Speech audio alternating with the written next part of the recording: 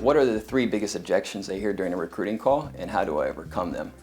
So other recruiting calls I make are to people who are not reaching out to me looking for a job. These are people that are secure, they're working, they're engaged in their current environment. So I get a lot of objections. To find the best people, I feel that the best people are working.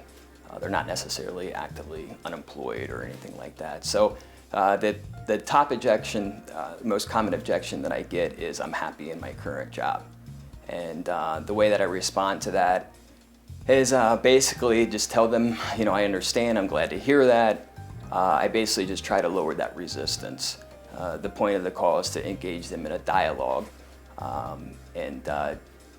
So I ask them, if they say that they're happy, I just ask them, well, how do you measure that happiness? Is it anecdotal, or do you have an actual way of measuring your happiness? And usually that gets them just engaging in a conversation.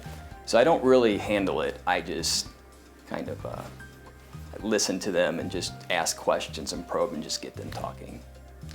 So the second biggest objection I get is I'm not looking. And it's basically the same approach that I take to the first one, which is, oh yeah, I understand, and I just tell them stories maybe of how the last person that I talked to wasn't looking either. And I also may share with them that they may not be looking today, but you never know what 6 months, a year down the road may bring.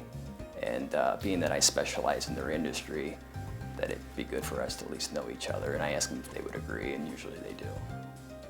So I would say the third biggest objection is really just, probably it's just I don't have time or just not interested.